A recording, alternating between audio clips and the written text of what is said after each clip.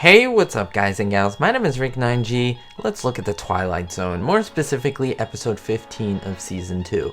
It's called The Invaders, and let me tell you, to me, this is a brilliant episode.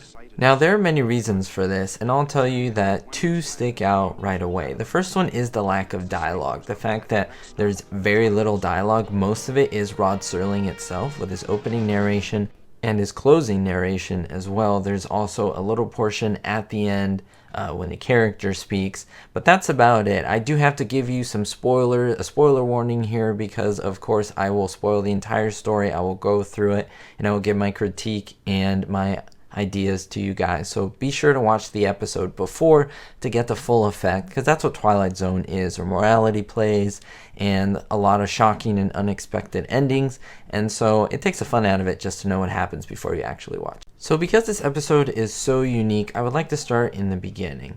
The beginning of this episode starts with nice panoramic landscape of a countryside, a very simple farmland type atmosphere with a cabin in the background. And we see a woman through a window and she's starting to chop some vegetables. And then we see Rod Serling come in. Now, there's just a brilliance in this composition of the shot. You have the woman who, of course, can't see quote unquote Rod Serling. He comes and talks to us, breaks the fourth wall like he usually does, and he begins his speech. I'm going to read his narration with his type of style of speaking. This is all with much respect to Rod Serling, but I just want to really emote the feelings and just the great writing that he uses to introduce us to this episode. I can't use the actual footage because of copyright, so let's just look at the narration itself. This is one of the out-of-the-way places, the unvisited places, bleak, wasted, dying.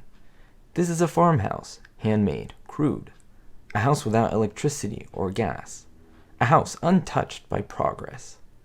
This is the woman who lives in the house, a woman who's been alone for many years, a strong, simple woman whose only problem, until this moment, has been that of acquiring enough food to eat, a woman about to face terror, which is even now coming at her from the Twilight Zone.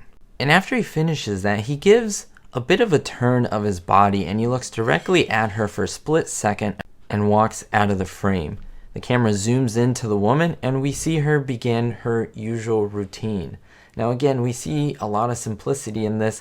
There's not really a timing to when this happens, but the story right off the bat begins with a mildly tense music. Now this is very important because, like I said, this woman does not utter one word the entire episode, the entire 26 or so minutes that we see this, 23 to 26 minutes.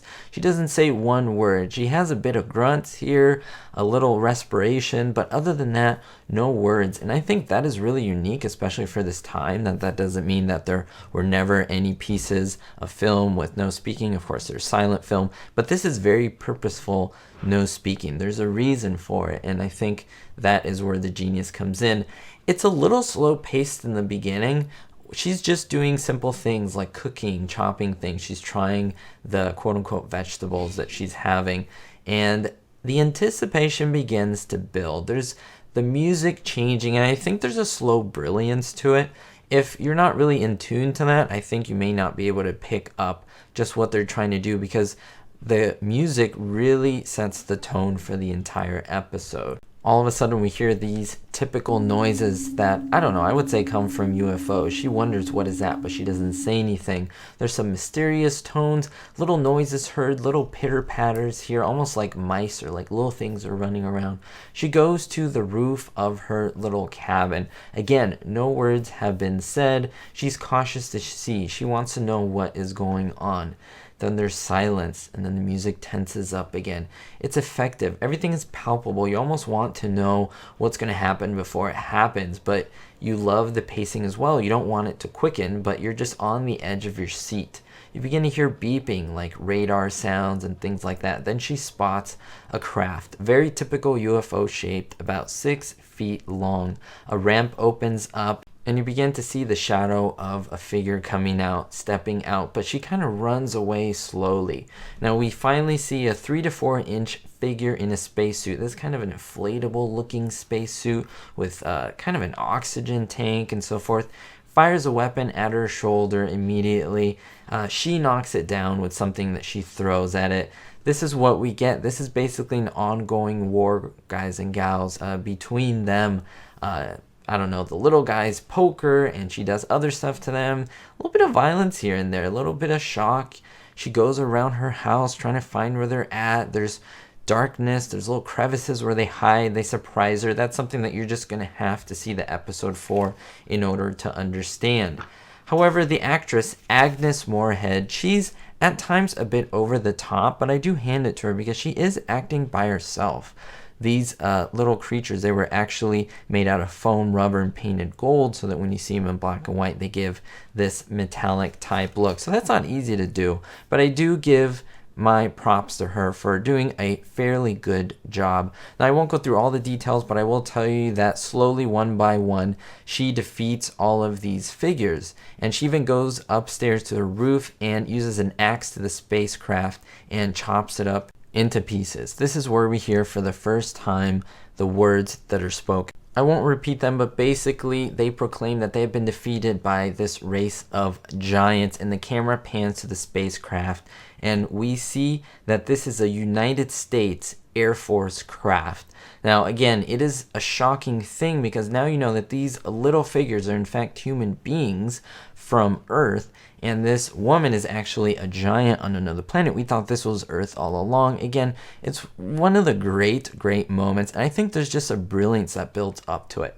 They could have just done literally 5 seconds of the opening and the crashing, and then the episode could have been 2 minutes long, but they kind of dragged it out in a very smart way without dialogue and letting your imagination run wild. It was really well done. Honestly, it's so great to see what they're able to do with the acting of one woman and no dialogue. It's, to this day, so revolutionary, guys and gals.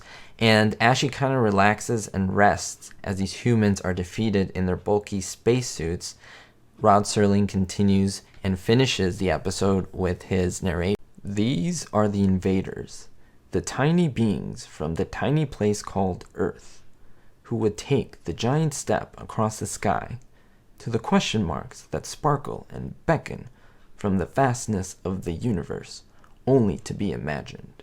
The invaders who found out that a one-way ticket to the stars beyond has the ultimate price tag, and we have just seen it entered in a ledger that covers all the transactions of the universe, a bill stamped, paid in full, and to be found in the Twilight Zone. The genius of this narration, guys and gals, the genius of Richard Matheson, who wrote this story, I mean, is amazing unto itself. Richard Matheson was not even impressed by it, to be honest with you. He thought it could have been done a little better, but just in my eyes, I think it's one of the greats.